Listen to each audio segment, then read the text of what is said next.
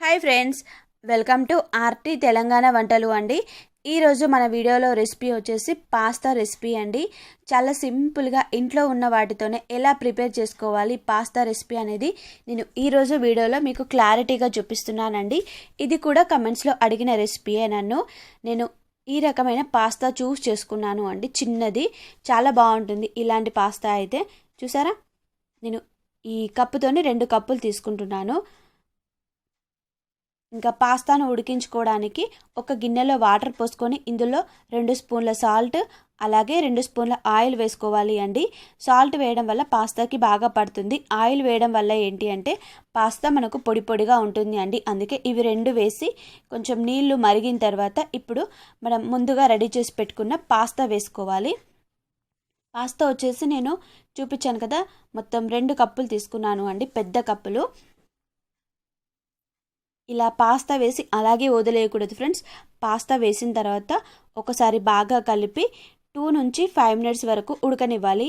ఇది ఉడకడానికి ఎక్కువ టైం తీసుకోదు అండి, చాలా తక్కువ టైం తీసుకుంటుంది. ఎందుకంటే పాస్తా చిన్నదిగా ఉంది కదా ఫ్రెండ్స్, అందుకే టైం తక్కువగా పడుతుంది. మీరు కొంచెం పెద్దది తీసుకున్నారనుకోండి, కొద్దిగా ఎక్కువసేపు ఉడికించుకుంటే సరిపోతుంది. చూసారా పాస్తా ఈ కలర్ వచ్చేంత వరకు ఉడికించుకోండి ఫ్రెండ్స్. ఇలా ఉడికించుకున్న తర్వాత ఇలాగే ఉంచకండి, మెత్తబడిపోతుంది. దీన్ని వెంటనే నీళ్లు తీసేయండి అండి, ఇందులో ఉన్న వాటర్ తీసేయండి. ఇలా జాలి లాంటి ఒక గిన్నె తీసుకొని మనం వాటర్ తీసేటప్పుడు కూడా ఈ పాస్తా వేడిగా ఉండకూడదు అండి. పాస్తా వేడిగా ఉంది అనుకోండి, పాస్తా మొత్తం మెత్తగా అయిపోతుంది, మనం ఉడికించుకున్న ప్రయోజనం ఏమీ ఉండదు అండి. అందుకే ఇలా గిన్నెలోకి తీసుకున్న తర్వాత కూడా దీన్ని చల్లటి నీళ్ళతో బాగా వాష్ చేసుకోండి. ఇలా వాష్ చేసుకుంటేనే మనకు పాస్తా పొడి పొడిగా అలాగే ఉంటుంది. మనం ప్రిపేర్ చేసుకునేటప్పుడు ఏదైనా వేడి మీద ఉండకూడదు కదా అండి. బగారా అన్నం మనం బిర్యానీకి ప్రిపేర్ చేసేటప్పుడు ఎలా వాష్ చేస్తామో చల్లటి నీళ్ళతో, దీన్ని కూడా సేమ్ అలానే వాష్ చేసి రెడీ చేసి పెట్టుకోండి. ఇంకా పాస్తా ప్రిపేర్ చేయడానికి నేను ఈరోజు 2 టమాటాలు కూడా యూస్ చేస్తున్నానండి. టమాటాలు అయితే మనకి ఎప్పుడు ఇంట్లో ఉంటాయి కదా. తర్వాత స్టవ్ మీద వచ్చేసి పెద్ద ముక్కుడు పెట్టుకోండి, కలపడానికి ఈజీగా ఉండేలా. ఇందులో కొంచెం నేను ఆయిల్ వేసానండి, ఆలివ్ ఆయిల్ లాంటిది. తర్వాత వేరే ఆయిల్ వేసాను, నార్మల్ ఆయిల్. 2-3 రకాల ఆయిల్ వేసుకుంటే బాగుంటుంది పాస్తా. అందుకే నేను నా దగ్గర ఉన్న 2 టైప్స్ ఆఫ్ ఆయిల్స్ వేసాను. తర్వాత ఇలా చిన్నగా కట్ చేసి పెట్టిన పచ్చిమిరపకాయ ముక్కలు వేసుకోవాలి అండి ఆయిల్ వేడెక్కిన తర్వాత. ఇంకా ఇలా పొడవుగా కట్ చేసి పెట్టుకున్న ఉల్లిపాయ ముక్కలు వేసుకోవాలి. ఇలా ఉల్లిపాయ ముక్కలు వేసుకొని బాగా ఒకసారి కలిపి వీటన్నిటిని కూడా మంచిగా ఫ్రై చేసుకోవాలి అండి. ఇలా ఫ్రై అయిన తర్వాత ఇందులో క్యాప్సికమ్ ముక్కలు వేసుకోవాలి. క్యాప్సికమ్ ముక్కలు ఉంటే వేసుకోండి, లేకుంటే లేదు, కానీ బాగుంటాయి. ఇలా కొంచెం కలర్ఫుల్గా కనిపించడానికి బాగుంటాయండి క్యాప్సికమ్ ముక్కలు. మళ్ళీ మనం పాస్తాలో కూడా సైడ్ డిష్గా తినొచ్చు వీటిని ఇందులో ఉంటే, అందుకోసం. తర్వాత టమాటాలు తీసుకున్నాను కదా అండి 2, వాటిని ఇలా పేస్ట్ లాగా చేసుకోవాలి ఫ్రెండ్స్. మీరు డైరెక్ట్ వేసుకోవచ్చు, పేస్ట్ లాగా చేసుకున్నారనుకోండి మనకు పాస్తా రెసిపీ వచ్చేసి గ్రేవీ లాగా వస్తుంది. అందు గురించి నేను పేస్ట్ లాగా చేశాను అన్నట్టు.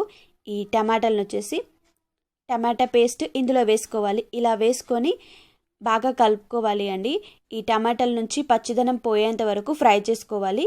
ఇవి ఫ్రై అయ్యేంత లోపు మనం ఇందులోకి కావాల్సిన సాసులు ప్రిపేర్ చేసుకున్నాము.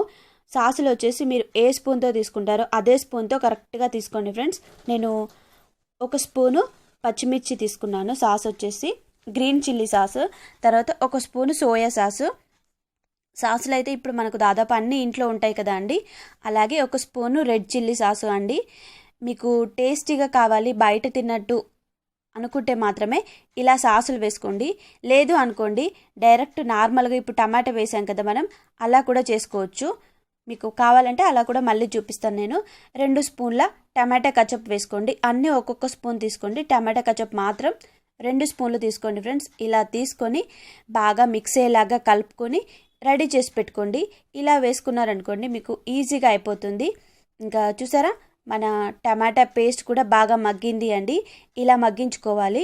మగ్గించుకున్న తర్వాత ఇందులో కరివేపాకు రెమ్మలు అలాగే పొట్టుతో సహా వెల్లుల్లి ఒక 2 దంచేయాలి. ఇంకా అల్లం వెల్లుల్లి పేస్ట్ అండి. ఇలా అల్లం వెల్లుల్లి పేస్ట్ వేసి ఫ్రై చేసుకున్న తర్వాత మనం ముందుగా రెడీ చేసి పెట్టుకున్న ఈ సాసులన్నీ వేసుకోవాలి అండి. ఇలా వేసుకొని కొంచెం ఫ్రై అవ్వనివ్వాలి ఈ సాసులన్నీ కూడా. తర్వాత ఇందులో పసుపు యాడ్ చేసుకోవాలి, కలర్ఫుల్గా రావాలి అంటే మాత్రం పాస్తా రెసిపీ. ఇలా పసుపు యాడ్ చేసుకొని మళ్ళీ బాగా కలుపుకోవాలి అండి. చూసారా, ఇలా కలుపుతూ ఫ్రై అవ్వనివ్వాలి అన్నిటినీ కూడా. మనం ఇలా ఫ్రై అయిన తర్వాత ఇప్పుడు ఇందులో మనం పాస్తా వేసుకోవాలి అండి. పాస్తా మీకు ఎంత తినాలి అనిపిస్తే అంత వేసుకోండి ఫ్రెండ్స్. నేను ముగ్గురికి సరిపడా పాస్తా వేస్తున్నాను, అందుకే మీకు ఎక్కువగా కనిపించవచ్చు. ఇంకా ఇలా పాస్తా వేసుకొని బాగా కలుపుకోవాలి అండి. కలపకుండా అలానే వదిలేస్తే ఈ ప్యాన్కి అంటకపోతాయి పాస్తా అంతా కూడా. అందుకే ఒక 2-3 మినిట్స్ కలుపుకోవాలి, ఎక్కువసేపు కాదు అండి.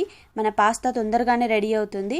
తర్వాత దీనిపైన మీకు ఇంకొంచెం స్పైసీగా కావాలి అనుకునే వాళ్ళు మాత్రం ఇలా కారపొడి వేసుకోండి, లేదంటే నార్మల్గా అలానే వదిలేయండి. ఇంకా ఉప్పు కూడా వేసానండి, కొంచెమే చూసి వేసుకోండి ఉప్పు వచ్చేసి, ఎందుకంటే ఆల్రెడీ మనం పాస్తా ఉడికించేటప్పుడు వేసాము. తర్వాత సాసులలో కూడా కొంచెం ఉప్పు ఉంటుంది కదా, అందుకోసం. ఇంకా ఇలా ఉప్పు కారం వేసి పాస్తాని బాగా కలుపుకోవాలి అండి. నేను పాస్తా ఎక్కువగా ప్రిపేర్ చేశాను కాబట్టి మీకు కొంచెం ఏమంటారో మెత్తగా అనిపించవచ్చు, కానీ పాస్తా బాగా కుదిరింది ఫ్రెండ్స్. లాస్ట్లో కొంచెం చాట్ మసాలా వేసుకోండి, ఉంటే వేసుకోండి, లేకున్నా పర్లేదు అండి. ఇంకా ఇలా లాస్ట్లో కొంచెం చాట్ మసాలా వేసి ఒకసారి బాగా మిక్స్ అయ్యేలాగా కలుపుకొని ఇంకా కొత్తిమీర కూడా వేసుకోవచ్చు. స్టవ్ ఆఫ్ చేసుకుంటే మన పాస్తా రెసిపీ ఆల్మోస్ట్ రెడీ అయిపోయినట్టే అండి. మాకు ఇలా మెత్తగా సాఫ్ట్ కంటే కొంచెం మాడిపోయిన తింటే బాగా నచ్చుతుంది, అందుకే ఒక 2-3 మినిట్స్ ఉంచాను. ఉంచిన తర్వాత ఇప్పుడు నేను ప్లేట్లోకి సర్వ్ చేస్తున్నానండి. ఈ పాస్తా రెసిపీని వచ్చేసి సింపుల్గా ప్రిపేర్ చేసుకోవాలి, కొంచెం టేస్టీగా తినాలి, బయట తిన్నట్టు అనిపించాలి అనుకునే వాళ్ళు మాత్రమే ఇలా చేసుకోండి, లేకుంటే సాసులు యూజ్ చేయకండి ఫ్రెండ్స్ మీకు నచ్చకుంటే. చూసారా, ఇలా ప్లేట్లోకి సర్వ్ చేశాను. ఇంకా చాలా చాలా కలర్ఫుల్గా ఎమ్మీగా టేస్టీగా ఉంటుంది అండి. ఈ రకమైన పాస్తా మాత్రం మీరే చూడండి, కావాలి అంటే క్యాప్సికమ్ పెట్టుకుంటూ తినండి ఫ్రెండ్స్, చాలా చాలా బాగుంటుంది. మీకు ఈ రెసిపీ నచ్చినట్లయితే నా వీడియోకి లైక్ చేయడం మర్చిపోవద్దు, అలాగే సబ్స్క్రైబ్ చేసుకోవడం మర్చిపోవద్దు friends. Bye friends, take care.